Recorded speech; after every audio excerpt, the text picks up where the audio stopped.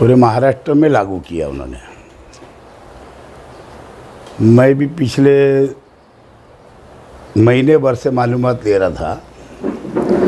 15 आयोग का पैसा वगैरह केंद्र सरकार का शायद कहीं भी नहीं आ रहा है,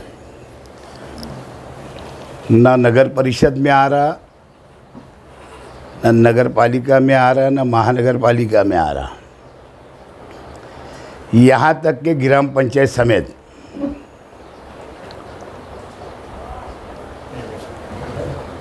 गवर्नमेंट ने एक जीआर निकाला,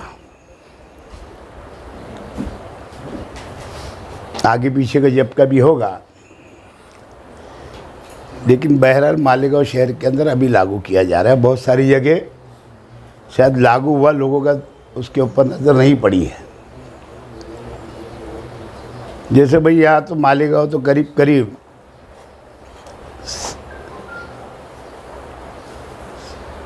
70% झोपड़पट्टी का शहर है। झोपड़पट्टी बोले क्योंकि गरीब मजदूर है, कामगार वर्ग है यहाँ पे। और उसमें जिस तरीके से मतलब घरपट्टी की थी, किसी को 50 रुपये रहती, किसी को 60 रहती है ना। डंडा पटाई रहे तो समझो साल की 100 आती होगी, 150 आ जाती होगी। और उसमें नलपट्टी अलग, वो तो ज़्यादा ही है वैसे भी। लेकिन केंद्र ने और महाराष्ट्र सरकार ने या अलग अलग रियासतों में भी ये मेरा ख्याल लागू हो रहा है। और शायद अपोजिशन को ये मामला, जैसे अभी मेरी 100 रुपये घरपट्टी आ रही, तो कैटेगरी ठहराई गवर्नमेंट ने। झोपड़े के ऊपर जैसे 50 आती है तो उसको 100-150 बढ़ा के लगाना। अगर मेरा आरसीसी घर है, अगर समझो मान के चलो मेरी 2000-1000 रुपये घरपट्टी आती होंगी, उसको 600 बढ़ा के लगाना। कैटेगरी ठहराया उन्होंने। शॉपिंग कॉम्प्लेक्स पे कितना, हॉस्पिटलों पे कितना। कहने का मतलब हर जैसे कारोबार का साइजिंगों पे कितना, कारखानेदारों पे कितना, एक अलग अलग कैटेगरी है।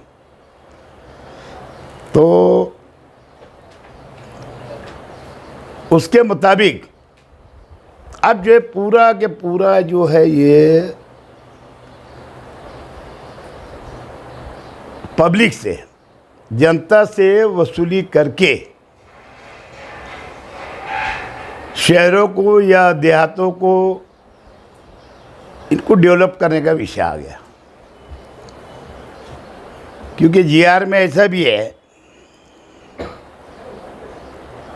कि जो तुम नोन करेंगे, जो वसूली आएगी, वो सब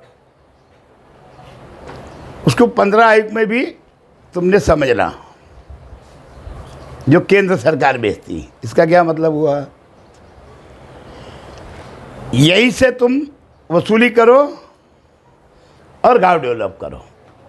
है ना, आपको तुमको केंद्र से कुछ मिलेगा नहीं। 15 आयोग का पैसा कहाँ से आता? 14 आयोग का कहाँ से आता था?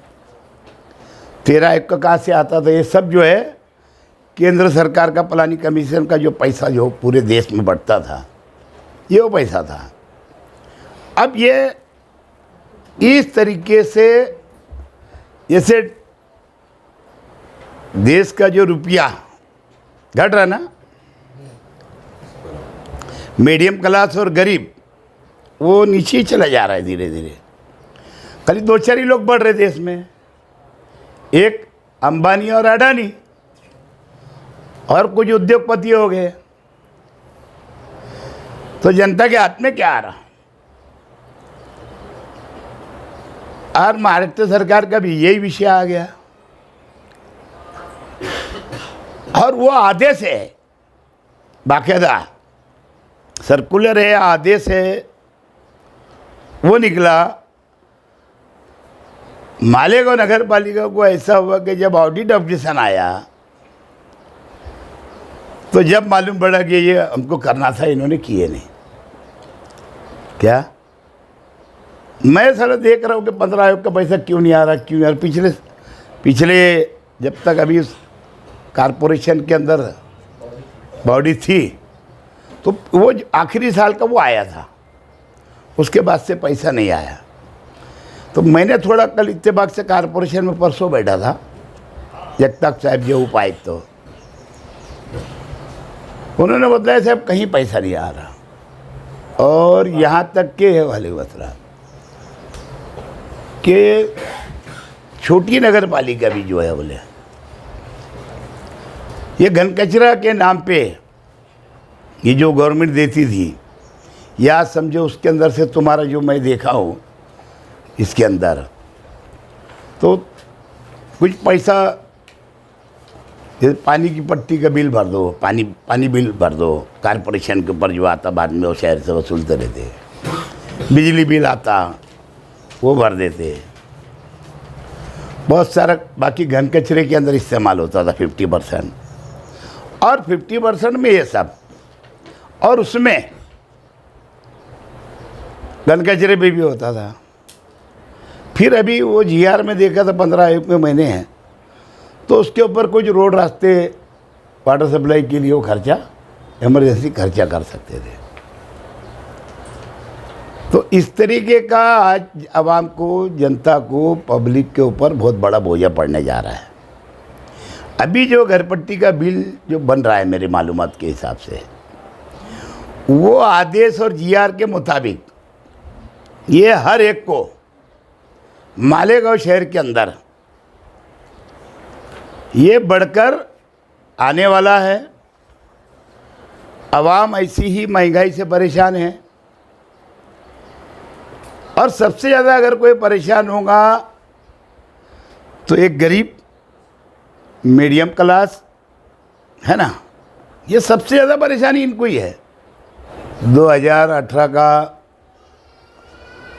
जीआर है, 18-19 का,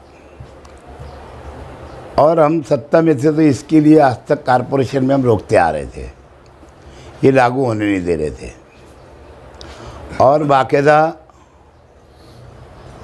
यही वजह थी कि अभी पिछले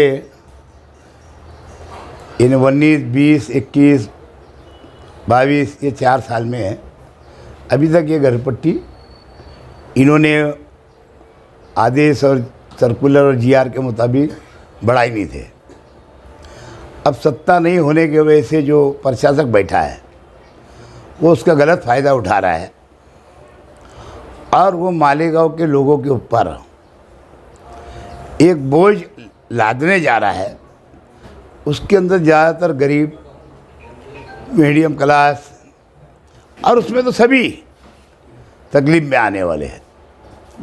इसलिए हमारा ये जो विरोध उसका हमने जो किए है आज, और यही विरोध लेकर के हम मोर्चा हम करीब करीब अभी 31 तारीख तक तो दिवाली शायद छुट्टी पे लोग रहते, दिवाली चलने वाली है, 22 नवंबर से शुरू, 22 अक्टूबर से दिवाली शुरू हो रही है।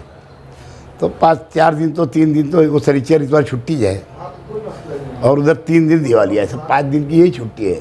तो 2-4 दिन ऐसे लोग छुट्टी डाल देते हैं। और इसलिए हम उधर 2 नवंबर बुधवार शायद पड़ेगा, तो बुधवार के दिन हमारा मालेगांव कारपोरेशन के ऊपर शहरवासियों का राष्ट्रवादी कांग्रेस की जानिब से एक बड़ा मोर्चा रहेगा। महाराष्ट्र गवर्नमेंट ने एक और मुद्दा, जो दिवाली का 100 रुपये के अंदर दाल, तेल, शक्कर, ये जो 5-6 चीज़ देने का वादा किया।